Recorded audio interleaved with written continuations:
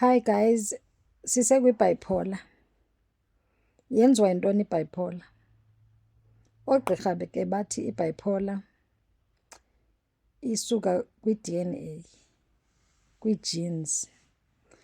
So ithetha uba if kukhokho, kumkhulu, kumama, kutata kukhona umntu abenayo, kwi-next generation kukhona umntu ozawuba nayo okanye abantu abazoba nayo.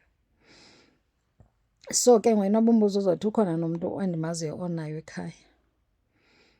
Kuba ke kwii-generations ezingaphambili into ze-mental health I think bezingakanakwa, kodwa khona u-anti wam esikhule engasekho emhlabeni but wayethi xa ibaliswa ndiqonda uba xa sendidibanisa ngoku qonda uba ingeke ingathi i-mental health le yayikhona kuba kuthiwa wayi-violent, ebetha, wayebetha ndoda mfazi.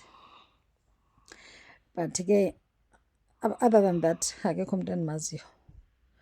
Okay, although umama uye wathi kwi-old age kwakhona iinto eziqhamkayo, but ke xa ndidiskasa noogqirha bengqondo baye bathi hayi kuba besemdala, we can't really say. Okay, iphinde ke ngoku futhi sowuzaliwe ke ngonayo ikhona apha egazini lakho, ivuswa zizinto ezibuhlungu ezikwehlelayo empilweni, things that are traumatic, they can trigger. Umzekelo, ungafelwa ngumntu omthandayo, ungenzekelwa yinto embi nje, anything ezokustresa, anything ezokukhalisa, anything engazukuphatha kakuhle. So ke mna ke ndifuna ubalisa nje some few things ezenzeka apha empilweni yam. Ndina-4 years kukhona omnye utata wayethanda uza ekhaya engathethi loo tata lo, but wayekwazi uthetha nomama. So loo tata ngenye imini afike ke andithatha andibeka apha emathangeni akhe, amane endigqukuza ngento yakhe yokuchama, endigqukuza. Ndandina-4 years ngelo xesha. I don't know uba abantu abadala babephi, I don't remember, but the only thing that I remember yilaa nto wayeyenza ke. Ndithi sendiko-6 years ke kufika omnye usisi ekhaya acele kumama uba ndimkhapha espaza. Espaza it's about 1 kilometre.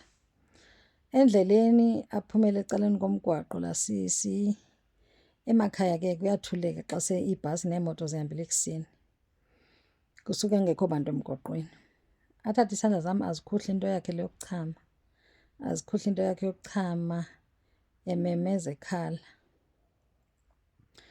So loo nto leyo isakhala nangapha ezindlebeni zam because yayisothusa. Okay, then kube khona ke ngoku maybe ndandenza grade 7, grade 6, grade 7 andikhumbuli kakuhle. Kufike omnye usista wam nefriend yakhe, sisonke nje ekhaya endlini eyi-1. Kufike i-boyfriend womngani wakhe caba yazotshekha umntu wayo, but ke yabinxilile bayibetha ihambe. Qha ekhaya kwakubhakwa amagwinyane zonke, kuvukwa ngoo-2, 3 ekuseni. So usista wam avuka nefriend yakhe bayobhaka amagwinyane, mandisele ndilele ke mna ndihlele ndiyazithandela ukulala ke. So apha ebuthongweni ndiva le nto imane indiqukuza apha ngasemva, indiqukuza apha ngasemva. Hayi ndixakekile noba yintoni na le ndiyivele ebuthongweni. Ndithi ndiyeva hayi sekhona into emanzanyana ke ngoku, ndivele ndothuke. Andisothuka ndiphakamise iblankethi, so caba othuke lo mntu abaleke. Awise ikepusi ke, kwabonwa ngekepusi uba bengubani, but luckily zange ade andidlwengule, kodwa inzala le yakhe yayiselapha kum indingcolise konke apha ngasemva.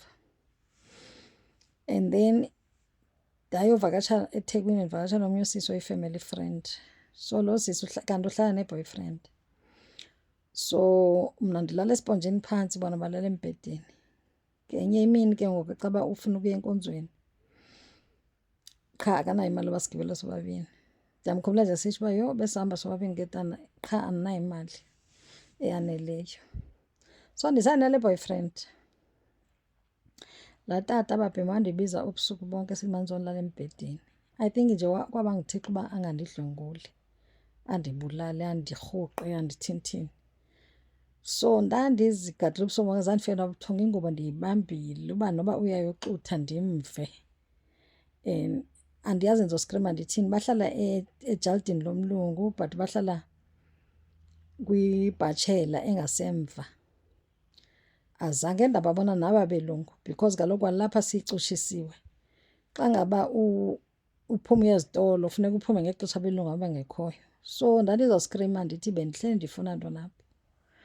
Hayi, igqithekeyo ndizawuthi sendina-16 years ke ngoku ndisiya e-high school ndiyofunda eDurban. Ndidlwengulwe yi-boyfriend kasista wam. Ndikhuleka, ndizokhulelwa umntwana lo ndinaye. Inoba ndike nayibona enye ividiyo etshoyo uba ndaconceiva through i-rape.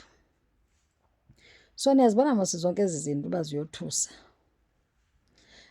Hayi ke zikhona nezinye ke izinto eziye zandehlela ebomini. Umzekelo,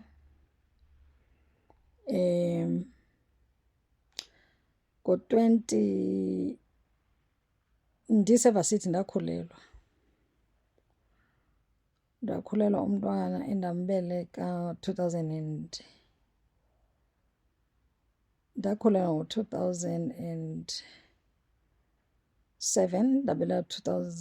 ndakhulelwa December 2007 ndabeleka 2008 September. Lo mntwana wasweleka 2009 August, ena-11 months. So naloo nto ke into yaba nkulu for mna, ndandimncinci ngelaa xesha ukuswelekelwa ngumntwana. Nokusweleka kwakhe ke kwakunestori phakathi boomama baselalini abamdlisa ipoyizini umntwana. Okay, 2019 January ndaswelekelwa ngumama. Ndandiklose kakhulu ke nomama guys. So mna ndalahlelwa ngumntu endandimthanda phayana. Kuloo 2019 March ndaswelekelwa ngumyeni. Ekuswelekeni kwasweleka isweleka kanjani, kwaphinda kwathiwa ndimbulele. Yaninzi nje into eyenzekayo. Emveni koba eswelekile yaninzi into eyenzekayo. Kangabantu ndade ndafunelwa neenkabi, ndagqibela ndiphuma ke kwam ndingasakwazi ukuhlala. Nayo leyo into yayinkulu for mna.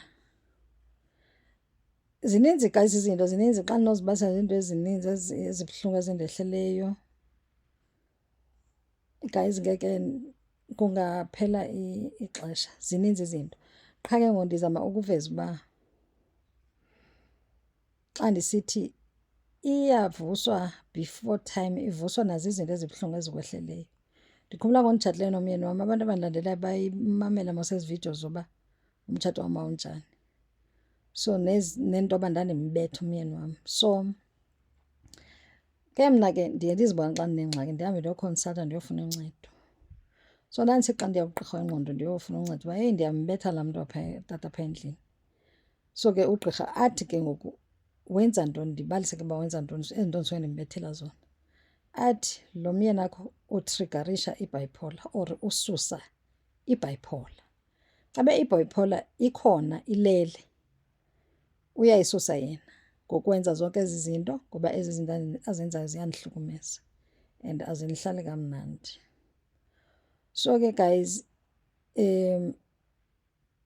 i-bipolar ke umntu ugqibela eno-bipolar ngolo hlobo.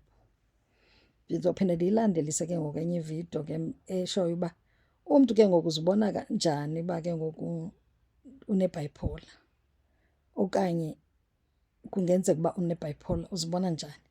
Ndizayirikhoda ke ividiyo eshoyo uba zithini ii-symptoms ze-bipolar.